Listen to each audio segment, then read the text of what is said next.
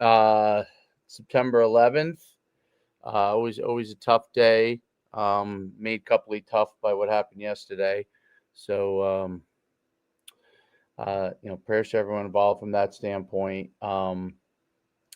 We have a great guest on today, so I do not want to uh, stray away from that.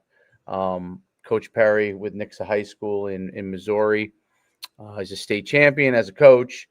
He's really done a great job with that program. We're excited to have him on. He also has a great Twitter page and really dives into a lot of things with respect to leadership, building the program. Obviously, that's why we have him on, and we're excited to talk to him about that from that standpoint. As always, I'm here, Coach Schuman, and we have Coach D to my left to talk more with Coach Perry. So, Coach, welcome to the show. Thank you. I appreciate the invite. I appreciate you guys having me. No doubt about it. We're excited to talk to you, Coach. If you can dive into everything, playing, coaching career, and kind of how you kind of evolved your program to this point. Well, the short story is I graduated from Pearl High School in Pearl, Mississippi, played 2 years at Hines Junior College, which at the time was really, really, really good.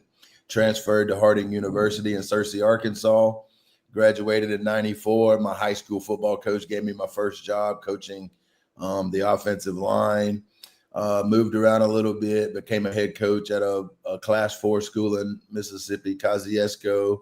Then got hired back at Pearl High School as the head coach. Spent 12 years there. Won the state championship, played for it in 2016, won it in 2017. Then me and my wife, for some strange reason, decided to retire from the state of Mississippi and moved to Missouri. So this is the sixth season. So 5.5 years ago, we moved to Missouri and took over this program here at Nixa. And, it's been really fun. What the fun part was, we spent 26 years trying to figure out how to coach football in Mississippi. And then when you come up here, it's kind of like an experiment. You could actually do all the things that worked and leave all the things that didn't work behind. So it's been really fun. Part of the number one reason for coming up here was we felt like the good Lord wanted us here. We knew nobody, had never driven through this state, had no reason in the world to be here other than I think that's where God wanted us to be. But then, the other side of that is it was really fun because anybody that coaches or plays has got this competitive fire about them. So the thought of, could we do what we did in Pearl somewhere else without knowing anybody? Because in Pearl, Mississippi, because it was the town I graduated from, I was best friends with the mayor. Me and the superintendent was close. I mean, the school board president was my best buddy. Like, I had all types of built-ins that I felt like, helped us to be have an advantage. And then could we do it somewhere with no built-ins? And it has been a blast. I mean, we are 53-10 since arriving here. Our program has been fantastic. We've got great kids. We've got great coaches. And I think for anybody to be successful at any high school, it starts with those people that sign the check. That school board and that superintendent and that administration, they are all on board. Like, they were 100% ready. They were ready for something different. So anything that I came up with, because football in Mississippi and football in Missouri is a little different. Like, this, it's a different part of the world. So things are a little different. So I would have ideas that, they had not done, and they were more than welcome. Like, keep coming, like, bring it. Like, let's be the best we can be. And our school district from the top down wants to be the very best program in the state of Missouri, which is the night I was introduced in the library. I put the vision for our program up on the board, and it was to be the best program in the state of Missouri and build leaders. That's what we want to do. That's our big dream. And that's the dream of the superintendent. And it doesn't matter if it's football, basketball, baseball, theater, or band. We want to be great at it. We want to be great at all things. And that starts with him. And, it's been a fun ride, man. It's been really, really fun. No doubt about it. I feel like we may have ran an event at Pearl High School back in the day, but I can't remember. when we used to run our national underclassmen combines. Yes, we did host that We for did. several years in a row. Yes, yes, yes. So I now remember that because now I see the name Schuman, and I yes, remember that it clicked that we did that several years. yep, In the day. yep. That's why. Yeah, that's what I thought. I wasn't personally there. I can't remember who ran it for us. Was it? I don't remember if it was Dale or if it was Jarvis, but I can't remember. Yeah, But yeah, no, I do remember because you guys had a great program, and that's what it struck me from. You guys had so many great athletes, and I would see half the MVPs would come from the host high school, sure. so because you guys had so many good players. Um, so yeah, it's amazing. I mean, that was back when we were everywhere. We're Yep. literally everywhere. Um, it's amazing what you did at Pearl because I do remember that, and going to Nixa High School and coming over to Missouri. Now, did you get hired from Pearl to Nixa, or did you? Oh, okay, okay. Out of the blue, was that Well, at? I had a good friend that had spent 25 years at Starkville High School in Mississippi. Okay, He had retired, went to North Little Rock High School in Little Rock, Arkansas, and then he had come over and interviewed for the job. He was looking to go to his third state and get his third retirement check going. So he just saw it posted and came and interviewed. Well, I had his son on my staff. His son was a rookie coach for me, fantastic. So we were friends. On his second interview, when they offered him the job and he and his wife went up, he started calling me that weekend saying, "Man, I don't think I can take this, but I think this would be a great job for you." And my immediate response was, "I'm not looking for a job, and I'm at my home." I'm Right. I'm planning on running for city council. Like I'm not even like the thought of moving's not even a thought. You know what I mean? So, and then he finally turned it down and mentioned to them because he wasn't sure. Like when you have an out of state coach that Right. kind of courts you and then they let you down, would they even consider going down that road again? Instead of just hiring somebody semi-local. And we got in touch, had a conversation. They were open, and honestly, me and my wife thought we were going to take a trip to Nixa, Missouri on the school system and just have a little weekend vacation. And when we got up here, we kind of liked it. There were so many things. My daughter had just graduated Mississippi State and had taken a teaching job in Chicago because they'd pay her $60,000 instead of $35,000. I had a Right. son that was going to be a ninth grader. That's a theater star. They were fixing to open a $19 million theater on campus. That was weird. And it just, as we started thinking about it and praying about it, it just felt like that's what we should do. And, that's what we did, man. Like I came home from that weekend visit, walked in the weight room. Our coaches and our kids were working hard. And I just stood there and watched them. And I called my wife and I said, they can do this without me. There's no doubt in my mind. Like it may be time to go do it somewhere else. And we left it up to our son. Like, you want to go or you want to stay? We'll do either one you want to do. Right. And he was invested in being the very best theater star he could be. And when he investigated it, he's like, I want to go.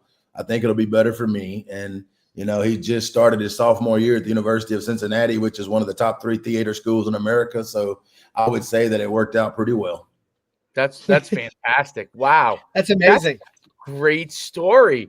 That's it. That's really, really an incredible story. I mean, you don't hear that much in coaching. You know what I mean? Because a lot of times people are where they live and they don't move, and if they do move, they go to like Texas or Georgia or Florida, right? Yeah, Like it's crazy. And it, it, I still get the phone calls from my parents, like, boy, it's time to come home now. That's enough of that. Like, Yeah. Yeah. when you Yeah. bet on homes, I do get a lot of that.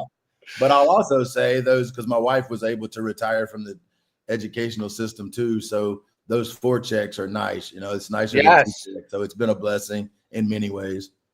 That's also a good strategy. We put that out there as a short right there. That's a good strategy.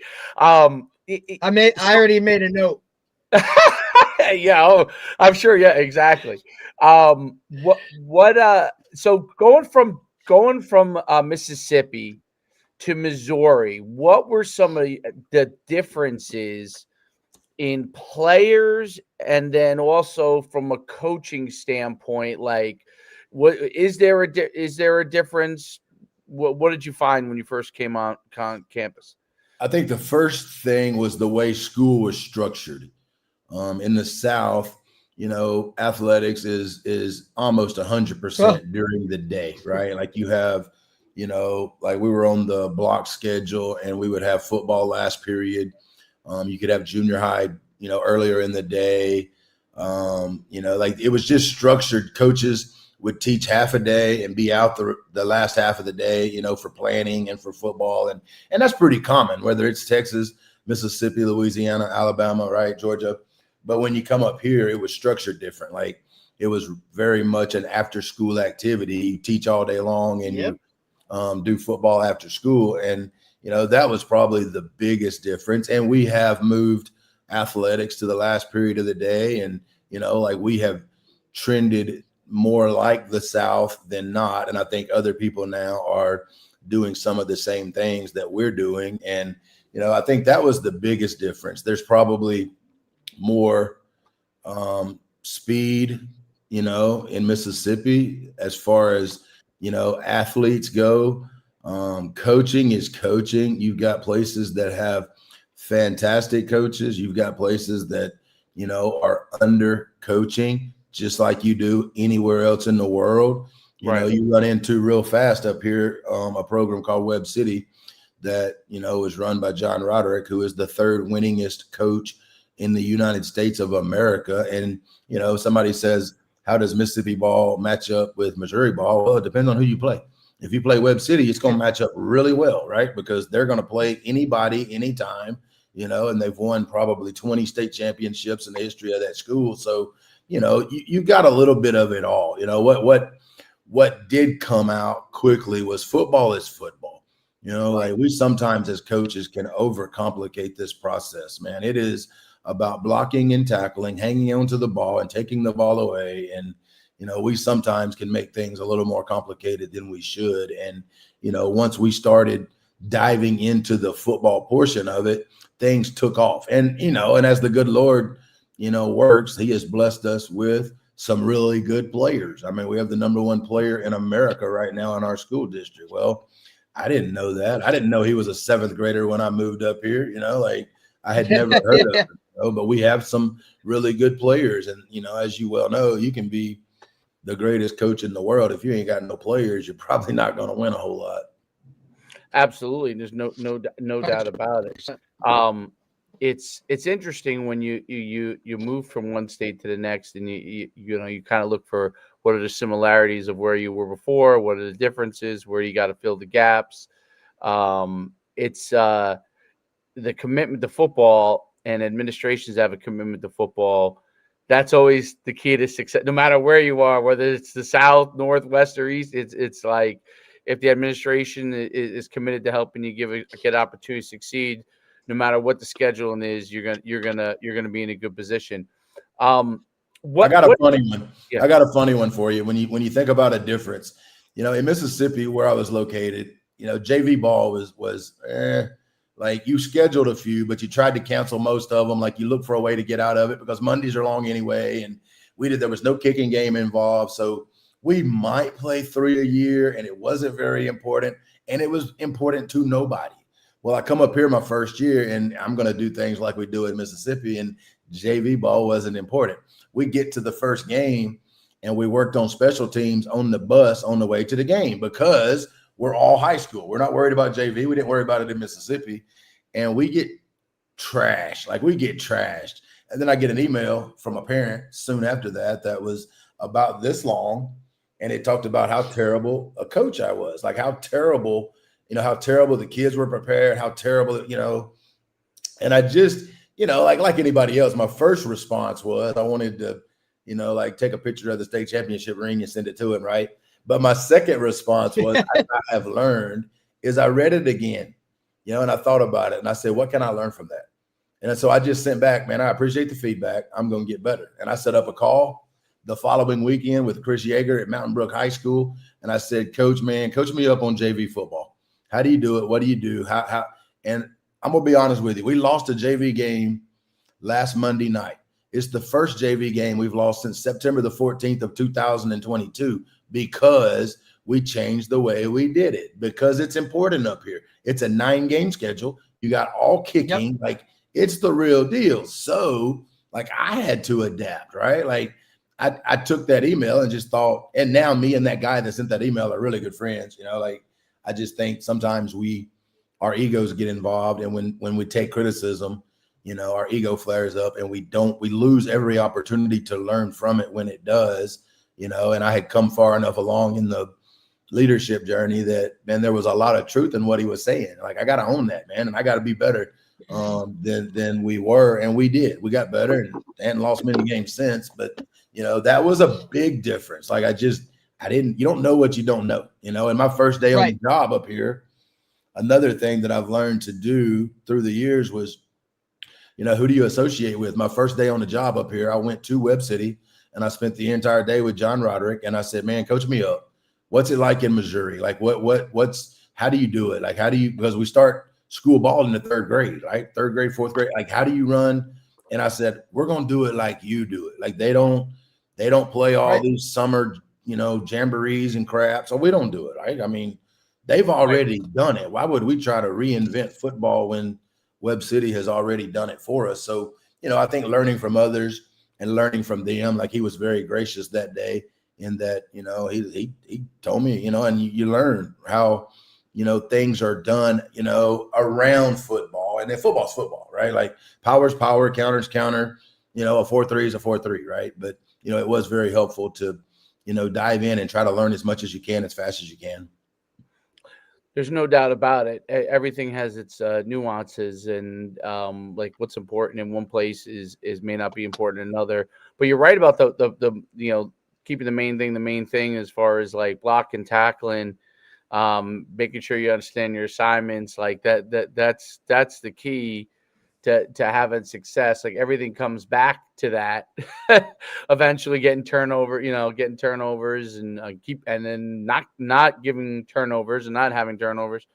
Those are the things that become real important, and then everything starts from there, and then it moves out, right? Then you can get into all the fancy offenses you want if you got all the balanced the main things taken care of, blocking, tackling, taking care of the ball, and go and getting the ball. Like, you could do all that stuff, and then you can run all the blitz schemes you want if you got guys that could do tackle, right? So it is an important thing. Did you have to what was Nixa like when you first got there? And then there was were they good when you first got there, or? They had been, the 5 years previous, they had been 26 and 29. Okay. So what did you have to change there as far as from a mindset standpoint within the community and the players in order, and were there any things you had to do even at the youth and middle school level to start to build the program? What were some of the things you had to do there? I think the first thing was to actually set a vision big enough and bold enough that it intrigued them as to, can we do that? Like, it put the thought in their mind. And then, it was to build belief in them that we can do it. And when you start off, it doesn't matter if they believe. What matters is, do they think I believe? So when I stand up there and say that we will play for a state championship, we will be the best program in the state, it doesn't really matter. Like, there were a lot of people in that audience that night, coaches included, that thought I'm an idiot, right? But what they did know was that I was 100% believing what I was selling. Like, I believed in what we could do. And over time, the very first year, the second ball game of the year, we played Joplin, who was they had played for a state championship the year before I got here. They were ranked 1 or 2 in the state, and we beat them that night. And, that was the start of the fire that, maybe we can. Like, maybe he's not full of crap. You know what I'm saying? Like, right. I think the vision and the belief is where you have to start. And then, to me, it comes down to, what do you want? Right now, what do we want from a result standpoint? We want to be the best program in the state of Missouri, and we want to build leaders. Okay. So now, what are the behaviors that we must acquire to do that? That's my job, to teach them the behaviors that needs, and some of those behaviors are to be tough. We weren't tough, so the Joplin game, the best player on the team didn't come to practice Monday because he wanted to go, get checked out at a doctor or something. Well, that's the way things had been done. Well, if you do that when I'm here, you don't play, period. Like, you're out. So He sat, we won the ball game. He never missed another practice. He's the Mike linebacker and team captain at Pittsburgh State. Like, we're going to be tough, like we're going to compete. And we intentionally try to teach those things to our kids. Like, I don't think you have to go outside and fight to be tough. You can learn how to be mentally tough so that you can be physically tough when the time comes. And, we are sincere about teaching the behavior skills that are necessary to get the results that we want, and then have a culture that, feeds that, it's okay for us to, understand what it means to be a family. It's okay for us to understand what it means to love each other, to pull for each other, to support each other. And then from that, going back to football's football, right? Like, I don't know, there's lots of coaches in the world that have a lot more sense than I have when it comes to X and O's, you know what I mean? But it's not what it's how they perform when they get out there on Friday night. How hard are they going to play? How resilient are they going to be when something bad happens? How are they going to, and we teach mental performance to our kids. Like, I went and got certified as a mental performance coach because I found the value in it after COVID because of the number of issues we started having with kids. So I went and got certified through Brian Kane. I got one of my coaches certified through Brian Kane. And the first group we took through mental performance training was our parents. They got the most influence on our kids other than us, than anybody in our program. So we took them through it. Then we started taking the kids through it. Now it's led to, we've hired a mental performance coach, Angie Wiley, that works with our kids. She'll be in today teaching mental performance at 2:00 to our team. And, we're all in, man. We want to give them the best opportunity that we can give them to be successful in life. And if y'all know this, man, like, life is hard. That's one of the certainties. And there are going to be bad things happen. We want to make men that can, have a wife and raise kids, and that can get up when they get knocked down. And when the fire gets hot, they can freaking, handle it. And it's the same thing in football. Like, we're going to have bad things happen Friday night, but our kids, man, they're going to roll on to the next play. Like, they have learned how to, park any distraction, kind of as I heard Nick Saban say one time. Nick Saban thought about it as if he was looking through a straw. Like, he was so singularly focused on what he was doing. That dude probably don't know what Twitter is. He might now, right, that he's on game day. But, like, our kids have learned how to, like, let's dial in on what we got to do. You know what I'm saying? And then outside of football, it is what it is, right? But I think the behavior skills part, the teaching them how to, I think, has been instrumental in, how our kids perform on Friday night. I think that's definitely a key, being able to be narrowly focused on what you got to do to, you have the big vision of where you want to go as far as a program, but narrowly focused on the things that you have to take care of right now. It's very, very important to be the way. I mean, Nick Saban's obviously, one of the best from that. It's like, you can't allow one play to affect the game. You can't allow two plays to affect the game. You gotta move on to the next one, and not allow. I think the biggest thing with kids too, especially now, right, with more and more like different distractions, is that the ability to be able to be coached up and realize that this is important for you to stay focused. Like, I'm not having this conversation with you or getting on you because I dislike you. It's because I want you to understand what you've got to do to be successful. And I think that's I think that's starting to make a little bit of a comeback too. By the way, I don't know if you're seeing that. Like, I'm only I coached high school for 20 years, but I'm only coaching youth now, my son's teams, and I noticed even there that they handle it well. They handle it really well. They want to understand what they have to do. They want to get pushed back into focus, because their default mode is unfocused. So when you you pull them right back in, they're like, okay, this is time to focus. When you're outside of here, and if you're playing video games or whatever, and that's what you want to do, and your parents allow you to do it, that's. But when you come into the field, we have to stay focused on what we need to do. And the better you are, the higher quality your focus is. I always tell them, like, we don't need to run the play 5 times.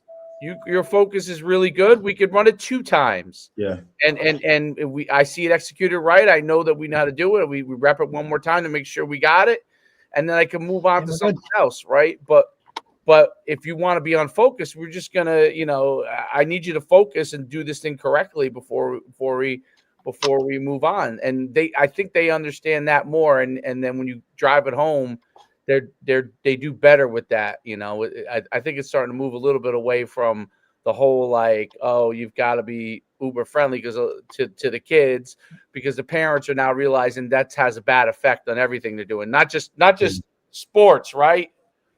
Outside of it, what ends up happening when something tough happens to them in life. You know what I mean? Well, telling them it's going to be okay when it may not be okay is not always the answer. So, being truthful with them and giving them that thing. And I think administration is starting to realize it too now. Like, it's been a slow roll to that standpoint, but they're starting to realize that. What is, because you had so much success, are there like core tenements that you rely on, that you continually try to drive home with your players, that you want to really stick with them? What are those? Well, for sure. We have 5, and we kind of put them to a day of the week. So we'll, talk about them on that day, or just help us to remember them. And, they are family. We put that on Monday because we feel like that's the most important, right? Is, can we love each other and play for each other as if we are, family? Tuesday is hard work. Nothing shortchanges that, right? Like, and I think that's one thing that we do in this program, probably that's created what we have, is we work hard. Like, I think football in some places was a half semester thing. That's what it was here. When I got here in the spring, like, what I found out was football was in the fall. Everything else was in the spring, and you didn't mess with it until, summertime rolled around. Well, we mess with it every day. Like, we are going to work hard. Hence the reason why that's going to be one of our core values. Wednesday's going to be commitment, how to stick to, how to be there no matter what.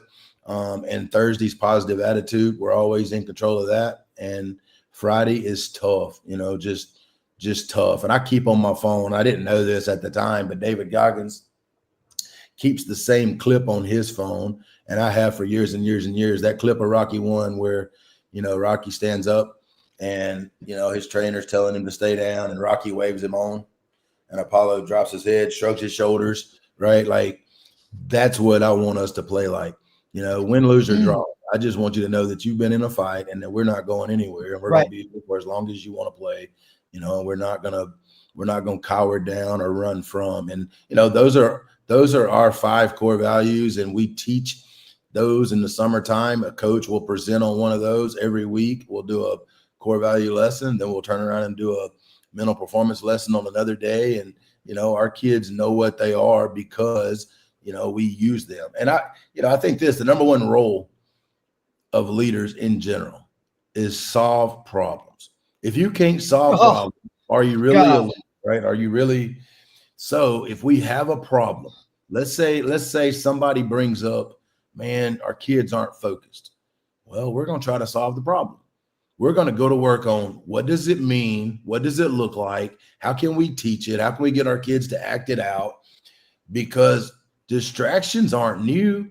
Think about when the telephone come out. Think about when TV come out. Think about when radio came. Like, distractions are what they are. They've been around forever. I mean, think about the first newspaper, right? They've always been there. So how can we teach our kids to focus, right? How can we get them to dial in while they're doing a drill or while they're the 10th guy in line, and not zoom out and not pay attention? And, so like, we're going to try to be problem solvers. We're going to try to solve problems, and make ourselves better. And we're going to, your core values, like, okay, my personal core values are curiosity, make a difference, and serve others. That's my 3. So what do my core values do? My core values are the bumper plates that keep me in line. Like, when life gets hard, I can use those core values to filter life through. Well, we ask our kids to do the same thing, right? When you go out on Saturday night, where does this fit? Like, where does this fit in our team core values? You know, we've taken them through the activities to find out what their personal core values are. Like, I don't know how you keep things within the guardrails without having some core values. And everybody has them. I don't know that everybody knows what they are, right? But, you know, we are intentional about what those are, what they mean, and what do they look like? You know, like how do we act that out in our life? And, you know, I think that's been a big help to our program for sure. There's no I think doubt. that's a great point too, Coach, that you put in part. And I think that you're very like everybody has those core values, right? It's probably one of the first slides when guys make their presentations to parents or their middle school Sure. talking to them. Here's our core. Everybody's got them on the back of a t-shirt, right? But do you actually show it and instill it and be extremely intentional about it? And you're consistent with it, right? Because everybody will come out and they'll hit it hard in the summer. And then before you know it, you're in week 3 and it's like, where happened to those core values? Or in the off season, when you're in the weight room, everybody's got them posted on the wall, but are you truly instilling that and practicing that as you go through it? Right. And I love the fact that you link it to a day week. Right. So even at that point, because kids, look, I don't care what anybody says, they still want structure and need structure. So No now doubt. they always need that bit of, you know, I always compare it to the safety net under the trapeze, right? Like, well, not be willing to take those chances or really dive into something unless they know, hey, there's kind of a safety net here for me. And then they're willing to try something a little bit more. Right. So Yeah. the fact that you're intentional about it and then that you allow, you know, your assistant to take hold of that and ownership of that. Now it's not just you always preaching the same message, right? Now those guys dive into, because look, we know all kids flock to a different coach, right? It's why, you know, Sure. balance on a staff. Everybody has their guy, right? Like that's how it works. That's how good staffs are made of. Good cop, bad cop, all those kind of things, right?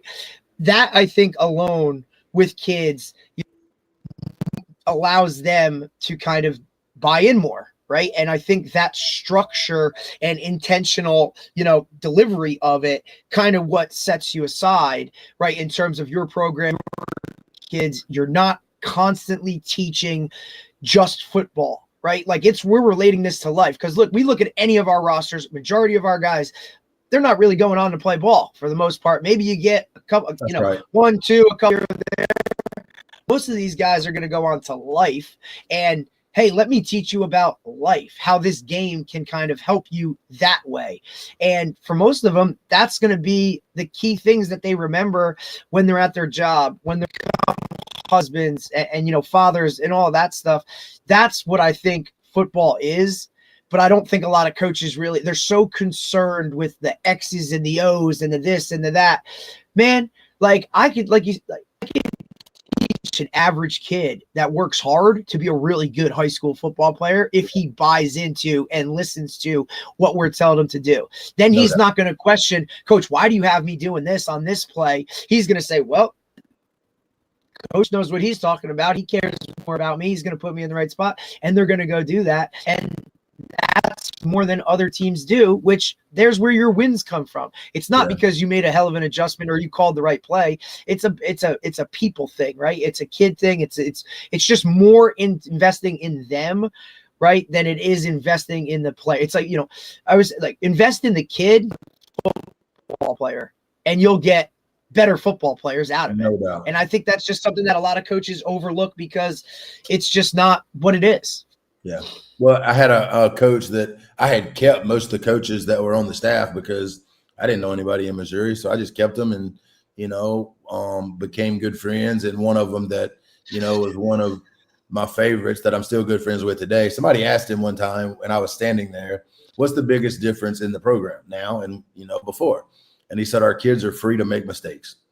Like there is no, no fear of failure. You know, like our we just want to go hard, right? If you make a mistake going hard, so be it. But in the past, I guess, you know, they were chastised or, you know, and if you're scared or if you're fearful of reprimands or rules or, you know, it slows you down. You know what I mean? So I think, you know, that's what made me think of that was when you can get buy-in from the kids, you know, and man, when they go out there and play hard for you, you can call whatever you want, right? Like, do it at such a level that, you know, it's just better than the other team. You're going to win more than you lose. No doubt about it. I think that's part of the whole buy-in process and everything like that. That's critical.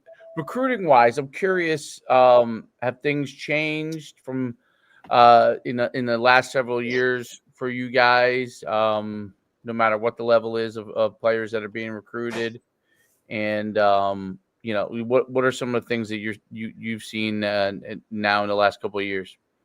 Well, I felt like when I got here, Southwest Missouri was probably under recruited because of the population, right? You can go to Kansas City or St. Louis and just see, Everybody. 10 times, 100 times more kids.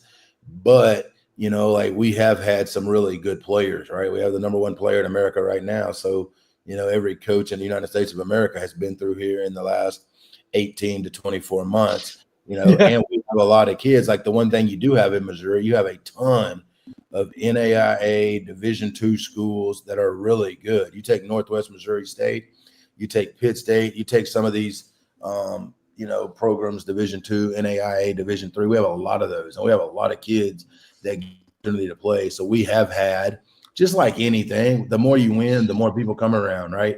Because I know this from coaching 2 years on the junior college level that if things are comparable, I'm going with the program. Like I'm going with the program kid. The kid has been in the weight room. The kid has been in the program with a great coach. The kid has played all 4 years under, a guy that I trust. Like if all things are the same, I'm going with the program, instead of the lone wolf that, may be a great athlete at a small school or, it is what it is. So, our kids, and since I've been here, like we've had great success with our kids going, sticking, playing, and contributing, and not coming home, and I just know when I got to Pearl, the knock was, we're not going to come over there and recruit because the kids are going to quit. Right. Well, right. When it's not important, yeah, they'll quit. But when them jokers are in the program and they understand in the 9th grade how important it is even here, then when they go to college, there's not, like our kids come back and the say, gap. Yeah. There wasn't a gap. Like we run the crap out of them. We do a lot of things. Right. They're so prepared when they get to that level. It's not just because look, either way, irregardless, high school to college, it's shell shock, right? But it's not such a shell shock where they're like, I'm out of here. No doubt. No doubt. Giving them the off the field skills to deal with a lot of those things, being away from home and having to maybe be a scout team player when you've been the starter your entire career, right? Those things, I've always thought that the job of a head coach is if the kid says, I want to play college football, you prepare him to play college football. You can't just send him to the Wolves and use him up in high school and not prepare him for kind of what that is. I've said it on the show like many times. If a guy tells me you want to play college football, I'm going to coach you a little different, right? Like you're going to think I'm quote picking on you because I am nitpicking because you want to get to this level and this is what it's going to take when you're at that level, right? And if you tell me I don't like that, then all good, buddy. But like, I'm going to coach you different because I have to get you prepared. I don't want you coming back, right? Like I know I'm going to get that phone call after camp going, Coach, you were right. This hard. Like, yeah, man. Like, but you're prepared because I'm sure you're looking around at other guys that from that incoming freshman class that are like, they're not prepared. They don't even know football, right? But you've been held to a standard within your high school program, whether it be in season, that you get it more than the other guys around you, right? That's the one thing I love too, is when the guys go off to college and they come back and they're the leaders of that group, right? That incoming freshman class, they kind of go to the top because Coach, you prepared us for this. Like that to me is what coaching is, that those guys are there and they're not just another guy or they're not coming home or they're not a problem for that coach. Because look, you send one guy to the wrong school and he doesn't do the right thing, college coach is never come to your building again. Right. So I'm also not going to lie about who you are. Right. If that coach asks a question, I'm going to tell you. I'm going to tell that guy because I'm not burning bridges for the rest of these guys that could get it. It seems like Missouri's terrible too, Dave, like in terms of coach, like you said, you have a lot of D2s, 3s, NAIA. So obviously here in New Jersey, right, same type of thing. We have a lot of Division 3s. The Northeast is flooded with Division 3s. Rutgers is the only big 1A school. we have Monmouth University, which is like an FCS, but if not, majority of our players are they go D3 and they stick it out and they kind of go, and that's the level of it. Whereas, you know, if you're in a Texas or a Florida or a California where it's mainly like 1A or bust, right? Because there's not many of those other options. Right. I think with the way college football is structured now with NIL and with the transfer portal, those quote lower level schools are getting better talent and better players. No doubt. If not, you better be well more prepared now. So because the talent level is kind of trickling down in terms of that level of football. Do you see you see that as well within that, like within kind of your area and whatnot? You see like some of those lower level Division twos, or look, nobody knows what NAIA is. Nobody has a clue. If I said NAIA to a kid out here, they would absolutely have no idea what it is. But at the day, guys, it's college football, and you can get money to play college football at a high level. Yeah. I think that's something that a lot of athletes nowadays, do you deal with that as well in terms of your guys that want to play college football? When you throw it, it's like, hey, this is a Division III school. Do you get the, well, I don't want to play Division III, coach? Is that something that's comparable with you too? Yeah, for sure. And one thing we've worked really hard is to get rid of that. Like, you know, we have Evangel that's right here in Springfield that they actually play their home games on our stadium. Our school is fantastic. Like, we have a huge stadium. We just opened a $19 million indoor that sits right behind the stadium. Like, but what I don't want, and this was year one, I got this, but you know, we don't get this no more. The starting quarterback at Evangel is a kid that played quarterback for us 5 years ago.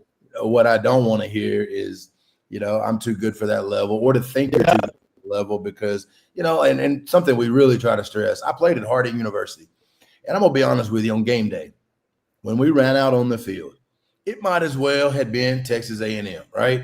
Because your situation, that's what it feels like. And it doesn't matter where you play.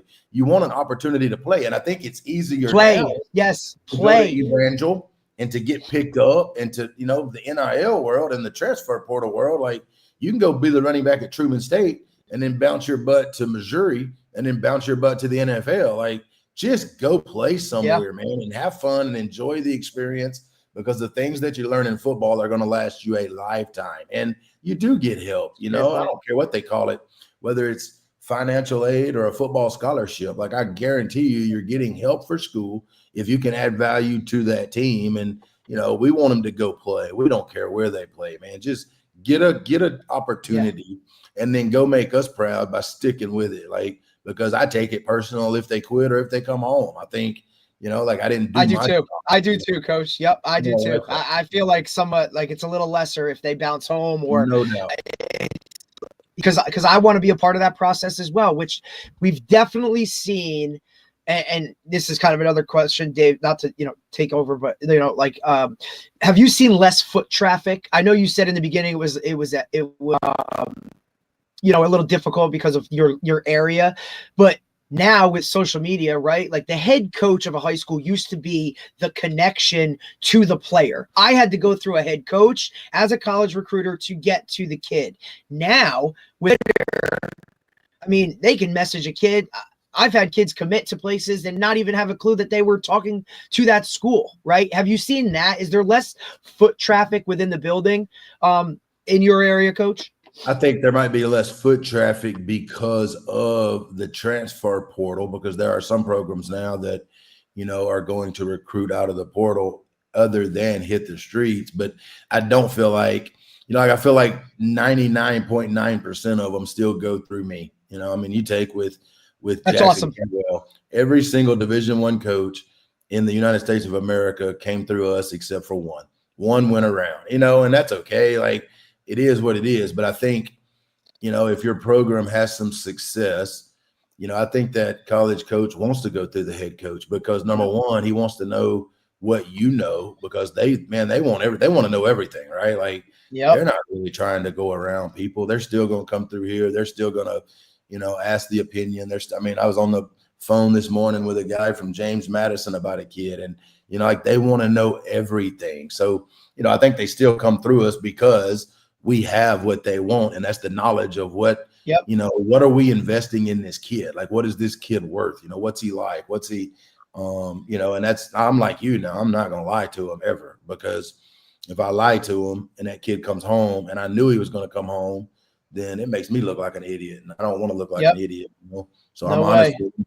But we've still had a decent amount. I would think the foot traffic that has weaned a little bit is because some programs are just going to go into the portal and they're going to shop out of it, like Amazon or something, and that's fine. I get that too. It's a great comparison. That's a great comparison. That's funny. Yeah, it's the recruiting part of it is different, but I think you nailed it where you said, find a place where you're going to go and play and get an opportunity to play, because ultimately that's going to be the best chance for you. I think too many players too that have gotten like early offers and stuff like that. I've seen a lot of them go to places that when they were ninth graders might have been the level they were at. I'm saying if you're projecting out, but by the time they were 12th graders, they were just so far ahead of the curve. There was a limit to their development. They go off to a Division I program, sit the bench, because those guys have continued to grow and develop, and then they're back at a school they probably should have been anyway, right? And one of the things, I guess, one of the positive, maybe if you look at it from a positive standpoint of the whole transfer portal thing is, if players are smart, they choose a place where they're going to have an opportunity to play, versus reaching, because in the old days, if you got in and you reached and you kind of really weren't at that level, you still had your scholarship, you're still there, even though if you didn't really play much. But now, they don't want it. Nobody wants any guy that can't get on the field, right? Doesn't matter what the level is. They don't want to recruit a guy that's not going to be able to get on the field, because they're going to have to replace him anyway with someone from a portal, right? So they want to bring in guys that can play at that level. And if somebody develops and is at one level and all of a sudden they really just blossom into something different, then they can move up. And I think that's, even though that's not the traditional way of doing things, and it's hard for some of the coaches that maybe develop a player and they end up moving on. But from a player standpoint, it gives you that opportunity. But I think the other mistake that they make is just because you should never transfer unless you're at the highest level. If you're at the highest level, there's no other level to go other than lateral or down. So if you're not playing, you go into transfer portal, you got to understand that that's the situation. What I've found is the worst thing that players do is when they're like an FCS player, Division II or Division III level, and they're not happy where they're at for whatever reason, they go into the transfer portal, and they're unlikely to get picked up because they didn't succeed. The highest level players are different because they were 3 stars and quote unquote had very, very, very high upside. Whereas the other guys did not, and they go into jump into transfer portal. Next thing you know, they're not even playing football anymore, which I just think is a huge, huge mistake by a lot of players. I'm curious. Do you advise your guys on some of those things? Do you talk to them about that? I'm gonna tell you a couple of things that I think. I was against the transfer portal at first, right? I'm stick it out, right? You signed up, go finish it. But I have a kid right now. He's a starting Mike linebacker at Memphis. Well, he started out at Northwest Community College, which is fine. Then he went to Middle Tennessee State, best offer he had, right? From Middle Tennessee State, he goes to Virginia Tech, right? Can't blame him. Bigger school, better program. Damn right. Has a decent career at Virginia Tech and decides he wants to go to Memphis because, it's closer to Mississippi. So now he's a starting linebacker at Memphis. I have no issue whatsoever. I have another kid that's a starting offensive lineman at Texas Tech. Well, he goes from Northwest Community College because he was an undersized offensive lineman, was an all-state guy, gets picked up by Memphis, turns himself into an all-conference guy, and he calls and he says, I think I'm fixing to transfer to, Texas Tech. And, my first thought was, why would you do that? Memphis went all in on you. Memphis went, but then. Right. They took a shot. They rolled the dice, you were an undersized guy. They gave you your shot, give the loyalty, right? All that. That's all. It's that old school shit that that's how we were brought up. It is right? old school. the flip side of it is Texas Tech was going to pay him twice as much, right? Yep. And so there you go. Like, how could I advise that kid to stay still, right? Like, dude, Damn right. get it, because he may never make that much money again in the rest of his life. Like Right. most of us, the older 100%. we get, the more money we make. That ain't necessarily true today. Like today, we got 18, 19, 20-year-olds that's making more than they will ever make the rest of their life. And so you can't, you can't disregard that. That's the part of the portal that, I mean, I don't blame them no more. Like, I think you have to, if it benefits you financially to do it, then you should do it. Now, I also think, as I heard, I think it was the guy at Kansas State say that, we like the portal. Now, he's self-talking himself. I know he is, but he says we like it because it makes us be more of who we want to be. Like, we want to be relational. So now you better be relational. If you're one of those cats that scream and yell and cuss, and you ain't fixing to have no players, they're going to get out of there in a heartbeat. So it does make those guys be better. Like, I think it holds the college coaches accountable. That you're not fixing to get them guys, man, that are cussing. It's a great point. You ain't saying it ain't gonna happen, man. That's what when you look at the programs that they have 20, 30, 40 kids go in the portal, there's something going on, and it ain't all the kids. You know what I'm saying? So, and you take the other programs of the world like Iowa State and Matt Campbell, they ain't going nowhere. Them kids ain't transferred nowhere because the relationships, the leadership of the program is fantastic. You know what I'm saying? So I think it's holding them to a higher standard too, which is not all bad. That's a great perspective, right? You don't even think about that. Like, you don't see those coaches. Like, those guys just aren't on the sidelines anymore, right? Like, you just don't see those guys that are – you just can't do it that way anymore. The kids don't respond. You know what I mean? You may have one or two that respond to that nowadays, but it's just not. And if you don't know the kids on your roster and how they respond to coaching and those types of things, that it's kind of, and Dave can attest to this a little bit, like, it's really hard at the youth level because a lot of those guys coach the way they were coached, and that's kind of the way it was. So now you see a lot of these kids that are playing ball for the first time that really need that, extra level of, coaching, and they get the other side of it, and now they get a bad taste in their mouth, and then they don't want to ever play football again. So it's tough, right? And I get it, because it's how I was coached, it's how probably you guys were coached, but it's just not the way of it anymore. It's different. Those guys need a little bit extra. The longevity coach, the coaches who, like Matt Campbell, who are able to establish at first a decent program, right? And now he's obviously have a great program, but and get some level of longevity in their program, I think in the transfer portal era have a really good opportunity for success, because players know that staff is potentially going to be there, whether they're there for 2 or 4 years, right?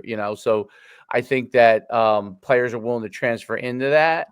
And then I think also players who are already there say, hey, if I'm leaving that, it's going to have to be a much better, situation, and you see that, like, with how excited they've, beaten Iowa I think it was last week, and the excitement from a program standpoint.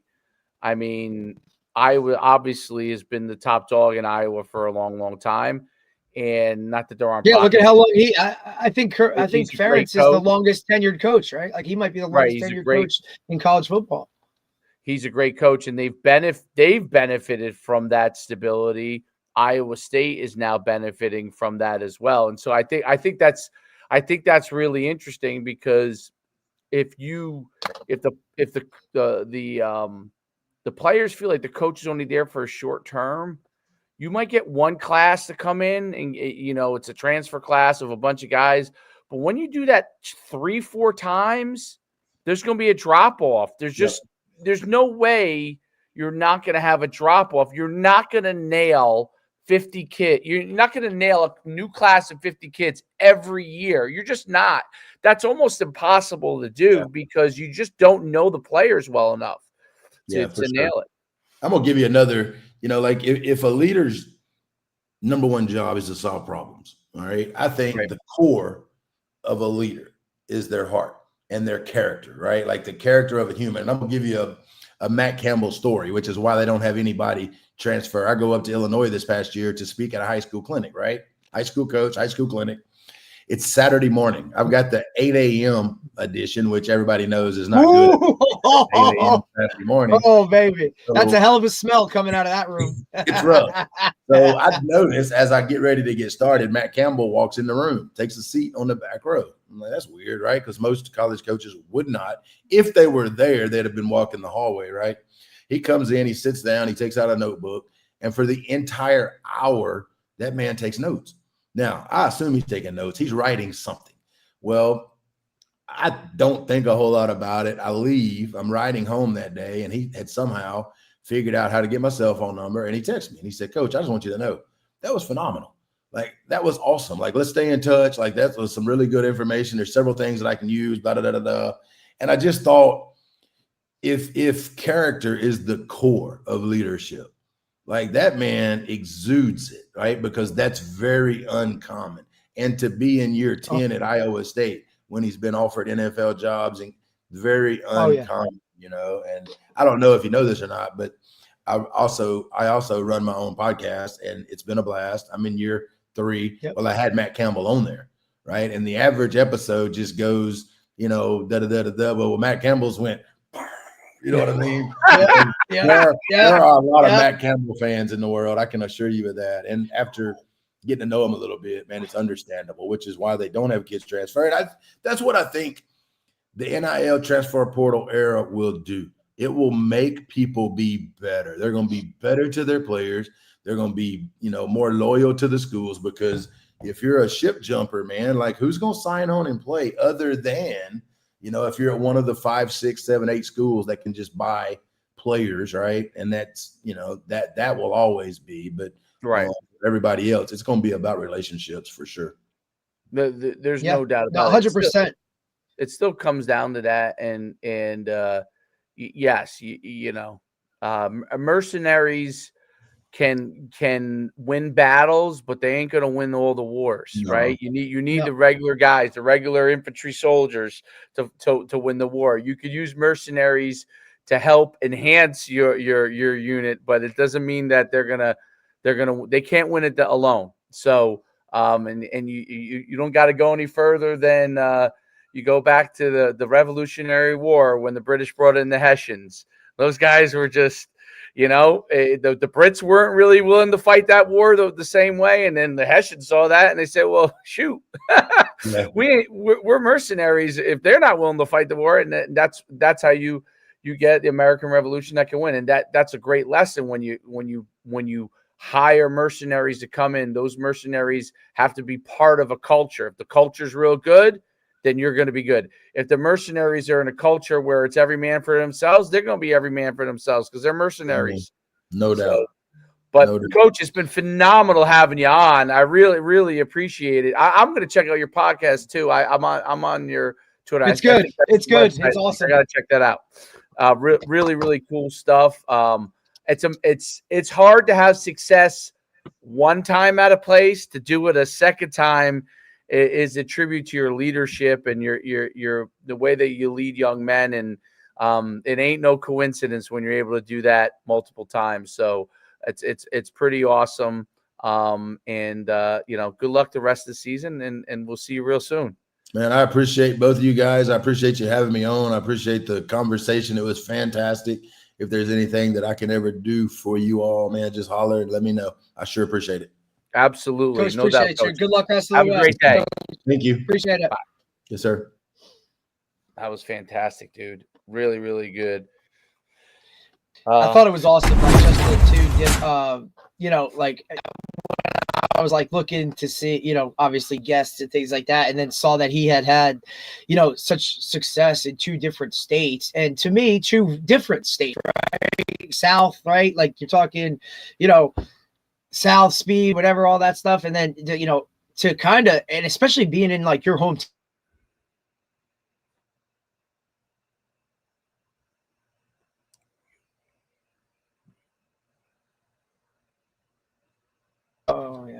You muted yourself Okay. back. No. When the outro goes on, it mutes automatically. So that's sometimes what happens. But no, just like two different states that are very different states, right? And for him to go and kind of just, hey, let's roll the dice, and this is God's plan, and let's kind of roll with it. And then to have the success, I mean, what do you say, like 56-10 over the last? I mean, that's shit. That's wild. Yeah, and for him to be was great so at Pearl. humble. I remember the program. I remember the program there when he was at Pearl, and they had a lot of success there. And just because we ran camps there, I remember seeing all the MVPs that would come out of there and type of players he would have. So, yeah, no, that's a really, really great coach to have on. I mean, he really teaches it well, and it's interesting how you can go coach at one state, retire, and then go another Take a one. check, buddy. Get a check. Cool. That's pretty cool. Listen, buddy, that's wherever Troy goes to school, bud. There you go. Out of state. Oh, that's great stuff. But I think that's not hard. That's because of the way he approaches it in terms of, I'm going to coach the kid, not the athlete, right? I think that's what separates, and that's kind of the recipe in terms of like how many ball is ball, right? Football is football. Whether it's wherever you go, that's going to be there. It's how you coach the individuals, the kids, the staff, like all that stuff is, and how you implement it is how you ultimately attain success. But he said it better than, like, if it's not coming from the top, then it ain't going to work. Right? Because he went in there and the administration was all in on, hey, let's try something new. Let's do this. Gave him the full support. What did he just say? They opened up a whatever $1 million indoor. You know what I'm saying? Like, they're all in. And they trusted him to be like, hey, even though this guy's coming from out of state, let's go. They didn't care about the outside noise of, I'm sure, the blowback of like, it shouldn't be a guy from out of state. What does he know about Missouri football? Like all that kind of stuff. But now you go and you just roll the dice and you give full support. And look, the benefits of a program that's highly successful year after year after year, and not just on the field, but with everything. And I think that's the recipe to do it. And a lot of guys just, they don't have that. Right? Because it is hard to find administrations that are willing, especially, I don't know if it's, I don't think it's, it's specific to where we are. You know what I mean? Like, it's interesting how they did. It's interesting how they did the Nixa high school facility. Same thing with similar to their arts that I was talking about, part of. Just really quick. Yeah, the $19 million theater, whatever that they put in. It looks like it's kind of like a kind of similar to Manasquan, where it's community and that, which is so smart, dude. It's so that's smart. How you can raise the funds, dude, and then you get it. And then you also get buy-in from the community, because you're killing two birds with one stone. That's also more of a reason to have kids that are going to stay, because they already familiar with the high school. They know what's going on up there because they've been using that facility. So they're on campus or they're whatever. Like it's how it's, and then people like, places that financially would never have anything like that can now do that because you're pulling it all together for the success of everyone. Like, that's what it's all about.